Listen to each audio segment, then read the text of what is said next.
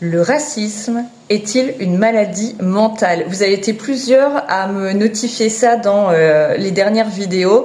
Et vu qu'on est dans une chaîne bien-être et qu'en ce moment on est sur le sujet du racisme, eh bien, en tant que psychologue, je suis obligée forcément de faire des recherches. Je vais vous lire ce que j'ai trouvé et je trouve ça très intéressant. Racisme, aujourd'hui de toute manière, et puis je pense même pour la suite, n'est pas considéré comme une maladie mentale.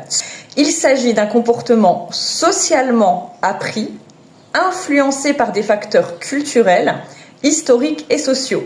Cependant, il y a des effets sur la santé mentale et physique des personnes qui en sont victimes. Donc, le racisme ne figure pas dans le manuel DSM, c'est le manuel de psychiatrie. Les effets du racisme sur la santé mentale de la victime, voilà ce que ça amène.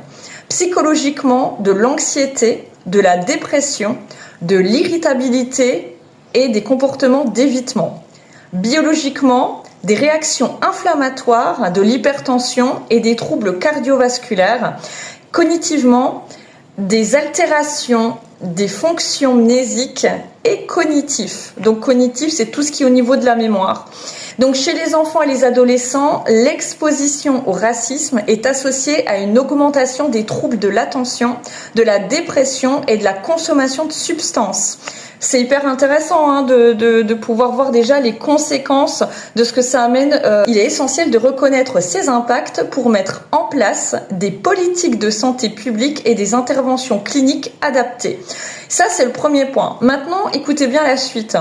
Le racisme, c'est pas de la psychiatrie, est-ce que ça pourrait être une altération identitaire? Il y a une interprétation psychodynamique qui amène qu'il y a certains auteurs, certains scientifiques qui se poseraient la question si le racisme pourrait être une défense psychique, voire une altération de l'identité personnelle. Premier point, un besoin de supériorité pour compenser un sentiment d'infériorité. Deuxième point, une projection. On rejette sur un groupe extérieur ce que l'on refuse de voir en soi. Et troisième point, une confusion identitaire. L'individu survalorise son groupe d'appartenance pour se définir. D'après le psychiatre Frantz Fanon, il parle du racisme comme un reflet de troubles profonds dans l'identité du colonisateur. Voilà, qui construit sa propre valeur par opposition à l'autre. Donc, il y aurait quand même une altération identitaire. Je vous explique pourquoi on ne considère pas le racisme comme une maladie mentale, mais qu'il ne faut surtout pas le faire.